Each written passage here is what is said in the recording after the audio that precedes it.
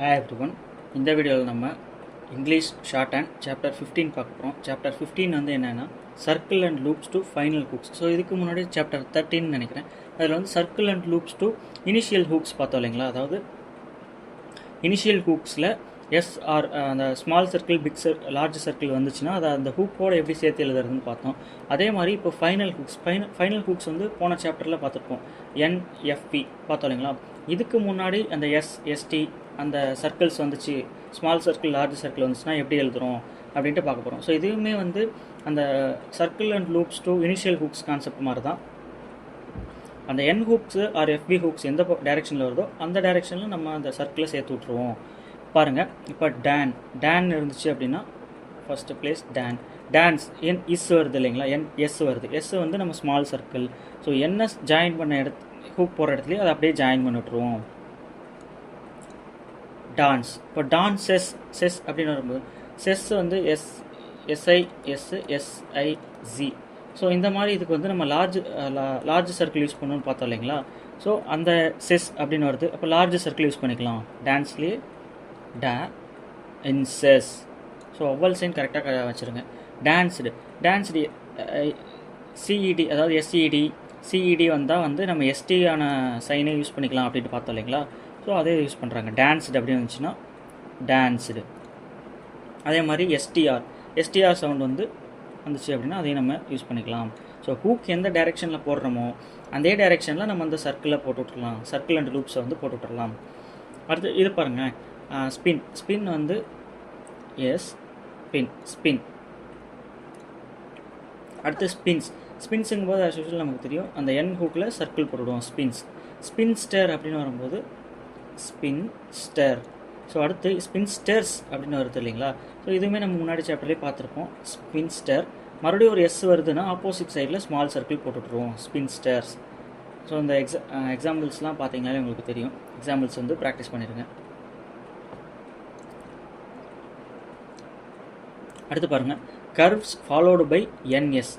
So the small circle representing the sound of z is added to the hook n attached to the curves by writing the circle inside the hook.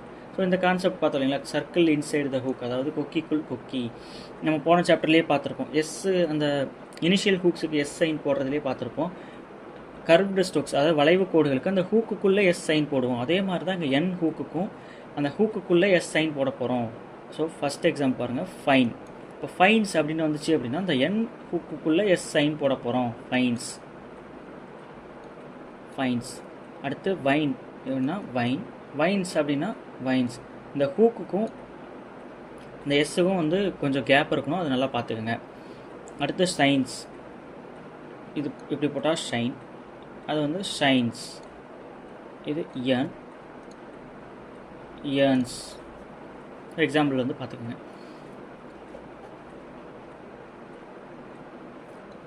அடுத்து பாருங்களேன், the effect of the preceding rule is that the hook n and the small circle attached to the curve represent in all case that heavy sounds, அதாவது n z sound, is அப்படின்னு முடியும். is, fens, vans, Athens, is அப்படி முடியும். அதாவது கொஞ்சம் வேகமாக அதாவது அழுத்தி ஸ்ட்ரெஸ் பண்ணுற மாதிரி முடிகிற வேர்ட்ஸ்லாம் இந்த மாதிரி ஹூக்குக்குள்ளே எஸ் சவுண்ட் போடலாம். கொஞ்சம் லைட்டாக, அதாவது எஸ் சிம்பிளாக முடிகிற மாதிரி, இப்போ எவின்ஸ், லேண்ட்ஸ், மின்ஸ், ஃபென்ஸ் இந்த மாதிரி முடிகிற இடத்துல வந்து நம்ம ஃபுல் ஸ்டாக் யூஸ் பண்ணிக்கலாம். அதாவது ஃபுல்லாக யூஸ் பண்ணிக்கலாம், கர்வுக்குள்ளே போடாமல் அப்படின்ட்டாங்க. ஸோ இது ஒன்றும் கன்ஃபியூஸ் பண்ணிக்க வேணாம்.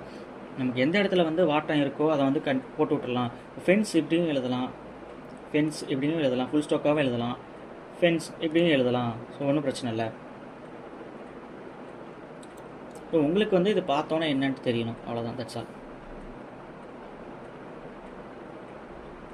ஸோ இது மெயினாக வந்து எதுக்காக இந்த டிஃப்ரென்ஸ் கொடுக்குறாங்க அப்படின்னா, நம்ம அந்த கர்வுக்குள்ளே இருக்கிற ஸ்ட்ரோக்ஸ் வந்து எஸ்ஸில் முடிகிற வார்த்தைகள், வேர்டே வந்து எஸ்ஸில் முடிஞ்சிருக்கும். அந்த மாதிரி இதுக்கு வந்து இந்த மாதிரி கர்வுக்குள்ளே ஹூக் போட்டுடுறாங்க. சில இடத்துல வந்து சிஇ சவுண்டு வந்து எஸ்ஸில் முடியுது இல்லைங்களா, அந்த இடத்துல ஃபுல் ஸ்டாக் எழுதுன்னு சொல்கிறாங்க. அடுத்து பாருங்கள், அடுத்தது circle S added to FV hooks. So same concept மாதிரி தான். எஃப்வி ஹூக்ஸுக்கும் இதே கான்செப்ட் தான். நம்ம எண்ணுக்கு வந்து இப்போ டான்ஸ் அப்படின்னு இருக்குன்னா டான்ஸ்ன்றது இந்த பக்கம் சேர்த்தோம் இல்லைங்களா. இப்போ எஃப்வி ஹூக் வந்து இந்த பக்கம் வரும் இல்லைங்களா, அதாவது லெஃப்ட் மோஷனில் இந்த மோஷனில் வரும். ஸோ அந்த மோஷன்லேயே நம்ம வந்து எஸ் ஹூக்கை சேர்த்து விட்டுடலாம். இப்போ பஃப் ஆல்ரெடி போன சாப்டர்லேயே பார்த்தோம், பஃப்பு. இப்போ பஃப்ஸ் அப்படின்னு வரும்போது இதே மோஷன்லேயே பஃப்ஸ் அப்படி சேர்த்து விட்டுடலாம். பஃப்ஸ் சரி பஃப்ஸ் அந்த எஃப் சைனுக்குள்ளே, பிகாஸ் நம்ம இப்படி போட்டோம் அப்படின்னா இது பஸ்ஸுன்னு கூட ஆயிரும். ஸோ வந்து அந்த ஹூக்குக்குள்ளே எஸ் சைன் போடணும். பஃப்ஸ். கேவ் நம்ம ஆல்ரெடி போன வீடியோலே பார்த்துருப்போம், கேவ். ஸோ அடுத்து கேவ்ஸ், ஹூக்குள்ளே ஸ்மால் சர்க்கிள் வரணும். வேவ்ஸ் அடுத்து அப்சர்வ்ஸ் நம்ம அடிக்கடி யூஸ் பண்ணுவோம். அப்சர்வ்ஸ். இப்போ அப்சர்வ்ஸ். அடுத்து அர்ச்சீவ்ஸ், ஷெரீப்ஸ். அடுத்து பாருங்கள், medial NS or NZ.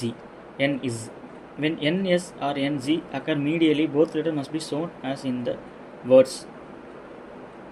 So NS வந்துச்சு அப்படின்னா நம்ம தனித்தனியாக தான் எழுதுவோம். N சைன் போட்டு அதுக்கப்புறம் எஸ்ஸுக்கான சர்க்கிள் போடுவோம் அப்படின்னு சொல்கிறாங்க. அதாவது நடுவில் வந்தால் மட்டும். ஸோ அதுக்கு சில எக்ஸாம்பிள் கொடுத்துருக்காங்க பாருங்கள். Pensive, pensive. Density. So N followed by S அப்படின்னு வந்துச்சு அப்படின்னா Nக்கான ஸ்ட்ரோக்கு எஸ்ஸுக்கான ஸ்மால் சர்க்கிள் அதோட எண்டில் போட்டுவிட்ருவோம். அடுத்து பாருங்கள், எக்ஸசைஸ் 55ல் சம் ஸ்ட்ரோக்ஸ்லாம் கொடுத்துருக்காங்க. இதெல்லாம் என்னென்னு ஒரு வாட்டி பார்த்து ரீட் பண்ணிவிட்டு அதுக்கப்புறம் ஹோம்ஒர்க் ப்ராக்டிஸ் பண்ணுங்கள். 56ல் வேர்ட்ஸ் கொடுத்துருக்காங்க. இதை நீங்கள் வந்து பென்ஸ், இது ஒரு வாட்டி இந்த மாதிரி ஸ்ட்ரோக்ஸ் வந்து எழுதி பார்த்துட்டு அதுக்கப்புறம் நீங்கள் ஹோம்ஒர்க் ப்ராக்டிஸ் பண்ணுங்கள். அடுத்து கிராமலாக்ஸ் கொடுத்துருக்காங்க. BLNS ஃபஸ்ட்டு பிளேஸில் போட்டால் பேலன்ஸ். அடுத்து சர்க்கம்ஸ்டான்சஸ் இப்படி. அடுத்து deliverance, DL stroke NS stroke deliverance. Signify, SG signified, significant. அடுத்து சிக்னிஃபிகன்ஸ், என்ஸ் வந்துச்சு அப்படின்னா சிக்னிஃபிகன்ஸ். அடுத்து ஒப்பீனியன், NN ஸ்டோக்கு செகண்ட் பிளேஸில் போட்டிருக்காங்க, ஒப்பீனியன். எக்ஸசைஸ் 57 வந்து பேராகிராஃப் கொடுத்துருக்காங்க. ஸோ இதை ஒரு வாட்டி பார்த்து ரீட் பண்ணிவிட்டு அதுக்கப்புறம் ஹோம்ஒர்க் பண்ணுங்கள். அடுத்து எக்ஸசைஸ் 58 பாருங்கள். அதுவும் நமக்கு வந்து பேராகிராஃப் தான், வேர்ட்ஸ் கொடுத்துருக்காங்க. இதுக்கு வந்து நீங்கள் ட்ரான்ஸ்கிரைப் பண்ணிவிட்டு, அதாவது ஷார்ட் ஹேண்டில் எழுதிட்டு அதை கரெக்ஷன் பார்த்துட்டு அதுக்கப்புறம் ஹோம்ஒர்க் ப்ராக்டிஸ் பண்ணுங்கள். இப்போ சாப்டர் 15 வந்து நம்ம சாப்டர் 13ல் வந்து சர்க்கிள் அண்ட் லூப்ஸ் இனிஷியல் ஹூக்ஸுக்கு போட்டோம் இல்லைங்களா, அதே கான்செப்ட் தான் இப்போ ஃபைனல் ஹூக்ஸ், அதாவது NFVக்கு பார்த்துருக்கோம். ஸோ ரெண்டுமே ஒரே கான்செப்ட் தான்.